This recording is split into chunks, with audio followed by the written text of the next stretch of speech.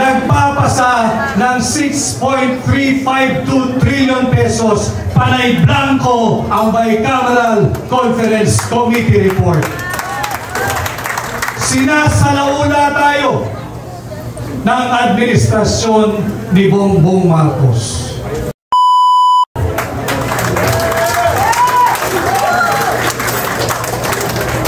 Ako po ay nagpapasalamat at ako'y gabilang sa inyong programa ngayong hapon. Salamat kay Pangulong Duterte at ako'y isinama dito sa tinatawag nating Duterte Senatorial Candidates.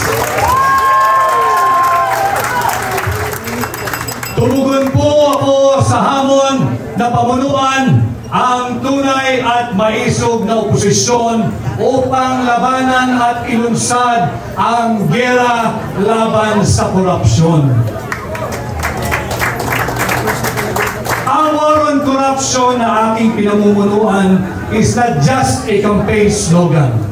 Nalalaman ko kung paano labanan ang korupsyon. Linabanan ko na sila minsan nung ako ay nasa Malacanang at pinagpapatuloy natin ngayon. Nag-file po tayo ng kaso kamakailan. Linabanan natin yung anomalous, illegal, immoral, invalid, and unconstitutional and criminal 2025 budget. Saan ka nakakita nagpapasa ng 6.352 trillion pesos panay blanco ang Bicameral Conference Committee report? Sinasalaula tayo ng administrasyon ni Bongbong Marcos. Maraming nagsalita bago sa akin at nababanggit ang salitang suka. Alam po ninyo, ang suka ang kalaban ng tanso.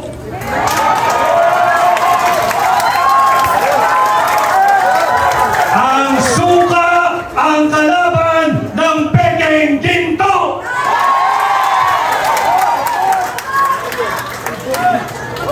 Hindi man po ako gumagawa ng suka, subalit nung ako ho ay bata, maraming beses din naman akong nautosang bumili ng suka ng aking ina. At wala pong nakakahiya doon. Sapagkat bagamat ako ho ay nakabili ng suka ng maraming ulit at nautosang bumili ng suka ng maraming ulit, may diploma ho ako nakapagtapos ako ng kolehiyo. Meron akong diploma at nakapagtapos ako ng abogasya. At higit sa lahat, meron akong certificate na nagpapatunay na ako ay isang ganap na abogado. Kaya ako ay natutuwa kung ito man ang Team Suka. Isa po akong proud member ng Team Suka. At atin pong lalabanan ang Team Sinusuka!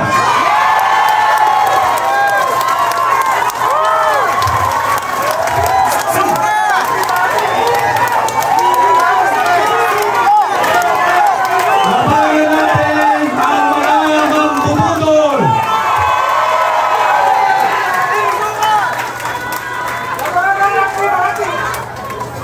Sabi ni Konsehal Rani Ludovica, labanan ang Team.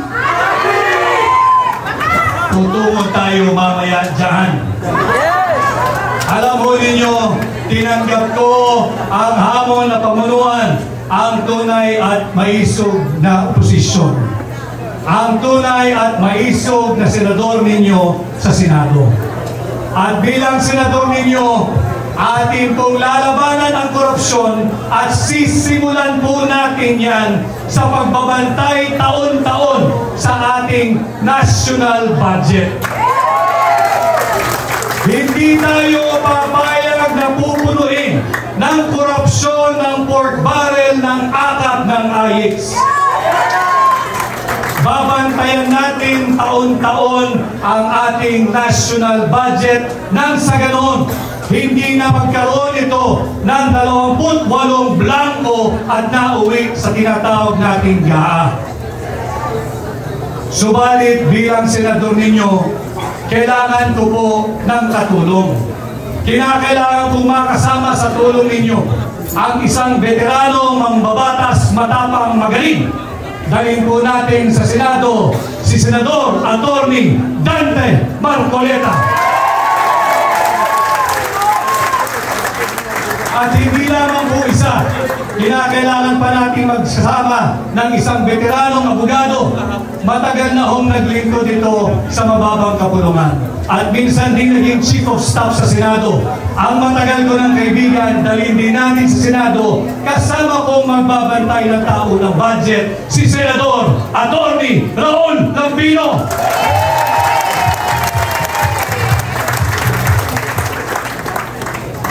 At bukod po sa pagbabantay ng ating tao ng budget, makailang beses ko na rin pong napaliwanag at nailahad sa inyo. Bilang senador, aking pong aamyendahan ang tinatawag nating plunder law o yung batas laban sa pandarambong. Sapagkat hindi po makatalungan na habang tayo ay nagsasagawa ng proclamation rally ng Duterte senatorial candidates ngayong maghapon, habang tayo ay ninanakawan, hindi tayo makapagsampa ng kasong plunder sapagkat hindi pa umaabot sa 50 million pesos ang ninanakaw ng mga tulisan dyan sa Kongreso. Bilang senador ninyo, aamyendahan ko ho ang plunder law o yung batas laban sa pandarambong. Yung threshold na 50 million, ibababa po natin ito sa 1 million pesos.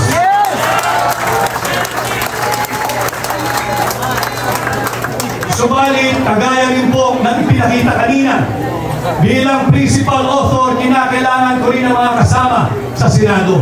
Kinakailangan natin kasama na hahabulin ang mga magnanakaw sa Malacanang. Kinakailangan natin ibalik ang aking makakasama, ibalik natin sa Senado, Senador Bongo!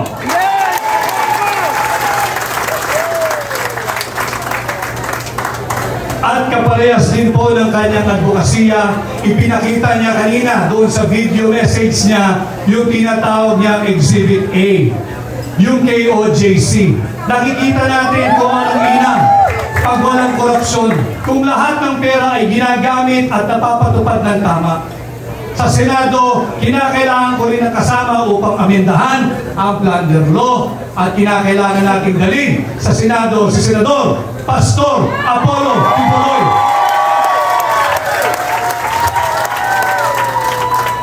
At pag na-amendahan po natin ang plunder law, isa sa batas ko po ang pagbabalik ng death penalty sa lahat ng magnanakaw sa pera nating mga Pilipino.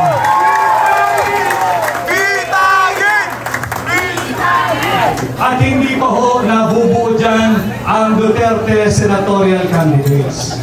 Pag nagawa na po natin yan, meron na tayong pagbabantay sa budget, meron na tayong pagbabantay at pag-aminda sa plunder law, ang pagbabalik ng death penalty, lalabanan din natin ang muling paglaganap ng iligal na droga.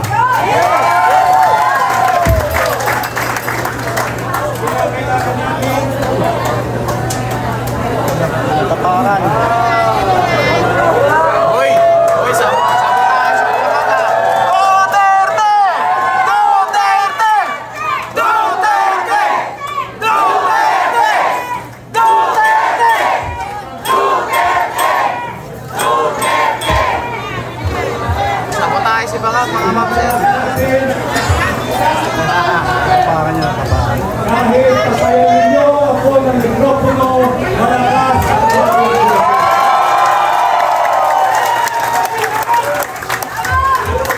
at kagaya ng aking sinasabi, patuloy nating lalabanan ang paglaganap muli ng iligal na droga. Bilang senador, ipapanukala ko ang pag-amenda dito sa batas na nagtatag sa Philippine Drug Enforcement Agency. Higit nating palalakasin ang PIDEA. Bibigyan natin itong kapangyarihan magsagawa ng taunang mandatory drug testing sa lahat ng tao sa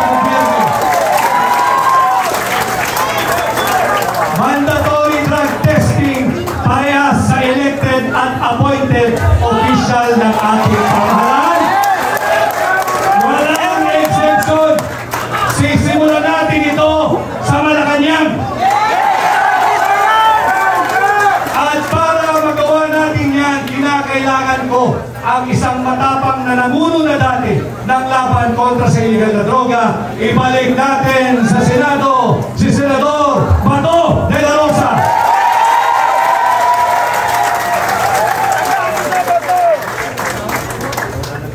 Siyempre, kinakailangan din natin ng mga kasamang abogado.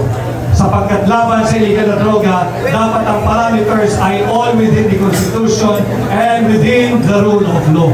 Dalhin po rin natin sa Senado ang aking kaibigan, ang aking amigo, si Atty. Senator J.B. Hillo.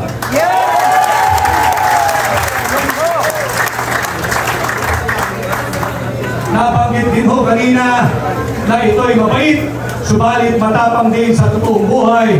Dalhin din po natin sa Senado lalaban sa illegal na droga si Senador Philip Salvador.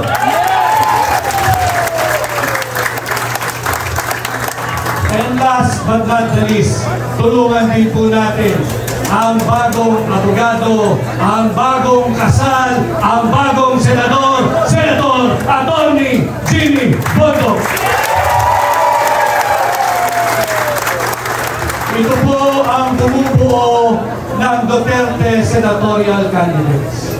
Tulungan niyo po lahat kami mga kampanya, tulungan niyo po tayo lahat na matapunta sa Senado. Ang issue po natin ngayon ay ang maanumalyang 2025 budget. Subalit pilit nilang nililihis kung kaya't pinersa nilang ipasok itong unconstitutional na impeachment complaint laban kay Vice President Inday Sara Duterte. Sinasabi kong unconstitutional sapagkat pinangalanan nila itong verified impeachment complaint. Alam na mga abogado rito, pag sinabi mong verified, dapat ito'y nabasa mo, ito'y base sa iyong personal knowledge, o dili kaya'y base sa authentic documents. Pinagyayabang nila 215 signatories. 215 signatories. Trinabaho nila ng 7 oras. You have to help me do the math. Kung tayo'y magbabasa ng 33 page complaint, kada tao, kinakailangan ng 10 minuto. Sa loob ng 1 oras, 6 na tao lamang ang makakapagbasa at makakapag-unawa ng complaint na yan. 6 na tao sa loob ng 1 oras, i-multiply mo ng 7. 42 lamang ang maximum na makakabasa at makakaintindi ng verified impeachment complaint na yan. Saan galing ang 250? Pagbigyan na natin sila, siguro'y matatalino at sadyang henyo sapagkat yung blanco na uwi sa 6.352 trillion pesos budget. Kung makakabasa po ay 2 mambabatas kada 10 minuto, meron lamang pong makakapirma at makakaunawa ng 12 sa loob ng 1 oras. And again, you have to help me do the math. 12 times 7 hours. It will only give you 84 congressmen na nagbasa, naintindihan, naunawaan base sa kanilang personal knowledge o di kaya ay authentic public documents. Saan galing ang 215 signatories? Sa ayuda! Sa ayuda at sa akap at sa pork barrel. Kaya ngayong eleksyon, we should all understand what is at stake for our country this midterm election. Ninanakaw na ang pera nating mga Pilipino. Nagbebenta ng 25 toneladang ginto. Hindi sinasabi kung sino bumili at pagkano ang pagbebenta nito. Pati ba naman ang posisyon ng pangalawang Pangulo na nakawin pa rin ng Marcos administration? Kaya importante, mahalaga na tayo'y nagkakaintindihan. Let us protect the 32 million Filipinos who legally, constitutionally, lawfully, and democratically elected Vice President Inday Sara Duterte para ating maging pangalawang Pangulo.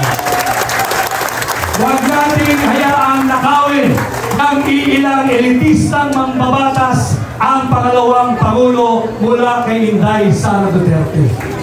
Mahalagang pinag-uusapan natin ito para matulungan ninyo kaming higit at dalhin ninyo ang Duterte senatorial candidate sa Senado at ating poprotektahan hindi lamang si Vice President Inday Sara Duterte, hindi lamang ang Office of the Vice President, kung hindi ang sagradong mandato ng 32 milyong Pilipino na ninanakaw ng ilang elitistang mambabatas.